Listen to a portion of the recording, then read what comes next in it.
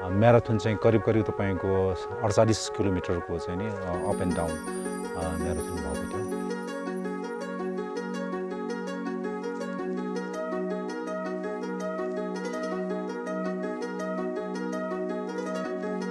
खेलहरू भिन्दै रूपमा खेलिन्छ र संरक्षणको कार्यहरू भिन्दै हुने गर्दथ्यो र हाम्रो सोचाइ के भयो भन्दाखेरि खेल जगतमा पनि संरक्षणको चाहिँ मेसेज जानुपर्छ भन्ने हाम्रो मुख्य उद्देश्य थियो।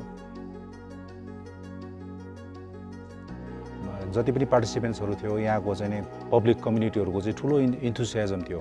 यो पहिलोचोटि चाहिँ इन्टरनेसनल रेड पान्डा डेको अवसरमा आयोजना गरेको म्याराथन चाहिँ एकदमै राम्रो हिसाबले चाहिँ समापन भयो।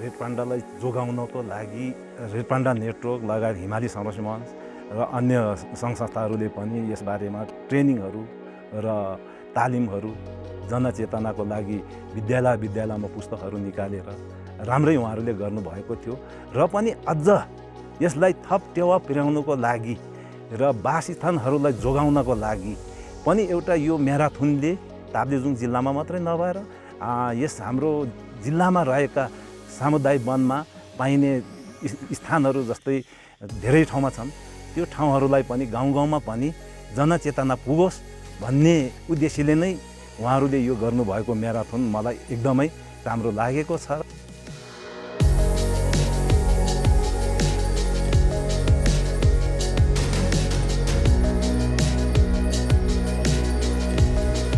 स्पोर्ट्स र संरक्षणलाई जोडेर यो आयोजना गरेको कार्यक्रम भएकोले यो नयाँ भयो र हामी रेड पान्डा नेटवर्क एउटा संरक्षण सम्बन्धी काम गर्ने संस्था भए पनि खेल जगतको मान्छेलाई समेट्न पाउँदाखेरि हामीलाई पनि ठुलो उपलब्धि भयो। मुख्य गरेर त स्पेसिस कन्जर्भेसनमा ठुलो टेवा पुग्छ। त्यहाँ चाहिँ 50-60 जना मान्छे दौडिने थिए, सेभ रेड पान्डा भनेर चाहिँ मेसेज दिएको थियो, त्यो चाहिँ सारा जनताले हेर्न पायो होइन। अनि किन यो रेड पान्डा म्याराथन अर्गनाइज गरेको रहेछ, कम्युनिटीले अझ चाहिँ राम्रोसँग थाहा पाउने मौका पायो र उनीहरूको इन्गेजमेन्ट पनि त्यतिकै राम्रो थियो।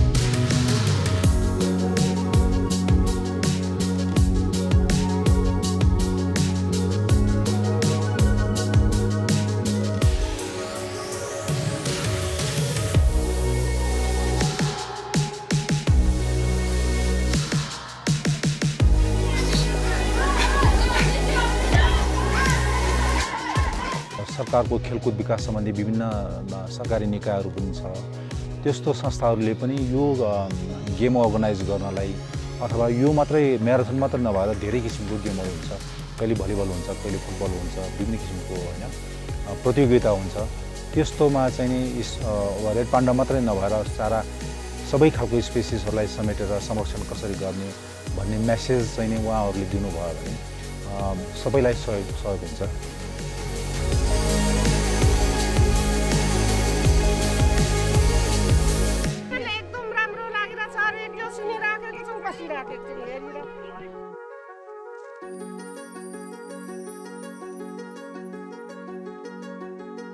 यो म्याराथन चाहिँ हाम्रो जुन यो रेड पान्डा धेरै लोप हुँदै गइसकेको छ र यो रेड पान्डालाई चाहिँ अझै सबैजनाले संरक्षण गरौँ भन्ने हिसाबले गर्दाखेरि चाहिँ यो म्याराथन गराउनु पर्छ जस्तो लाग्छ।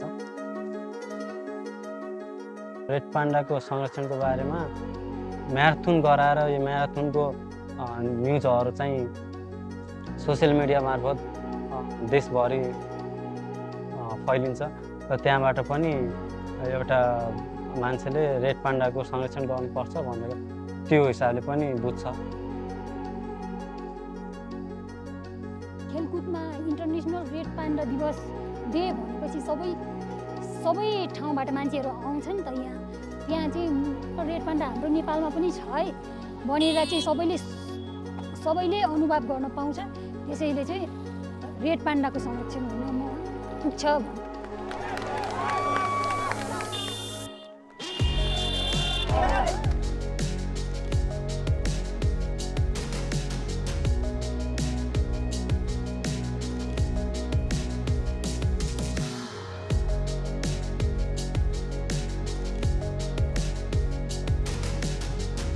आयोजक कमिटीले विशेष धन्यवाद छ। ताप्लेजुङ अब यति राम्रो पर्यटकीय ढङ्गले आज प्रचार गर्न पाइयो, अत्यन्तै खुसी।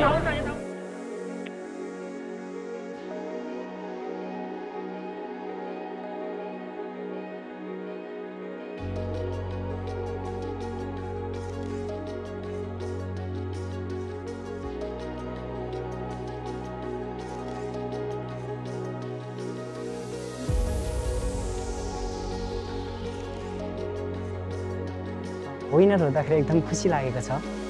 मभन्दा धेरै अनुभवी दाइहरू आउनुभएको थियो यहाँनिर, अनि त्यसले गर्दाखेरि म चाहिँ जस यसो सहभागीको रूपमा चाहिँ हुन्छु भन्ने चाहिँ सोचेको थिएँ, तर अब आउँदै जाँदाखेरि यस्तो यस्तो हुन पुग्यो।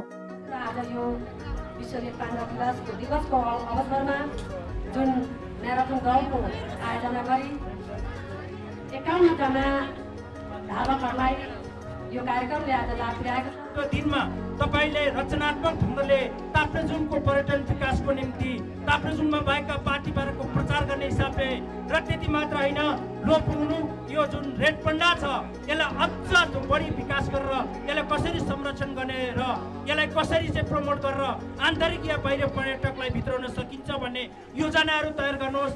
त्यसमा जिल्ला समन्वय समिति र हामी सम्पूर्ण जनप्रतिनिधिहरू तपाईहरूको साथमा सधैँ रहने म प्रतिबद्धता पनि जाहेर गर्न चाहन्छु। यो खेल अर्गनाइज गरेर सफल बनाउनु हुने हाम्रो प्रत्येक सरोकारवाला, ताप्लेजुङको जनता, यहाँको कम्युनिटी फरेस्टका मान्छेहरू, हाम्रो रेड पान्डा नेटवर्कको स्टाफ, हिमाली कन्जर्भेसनको स्टाफ लगायत अब पत्रकार मित्रहरू सबैले चाहिँ यो खेल सक्सेस गर्नलाई ठुलो सहयोग पुर्याउनु भयो।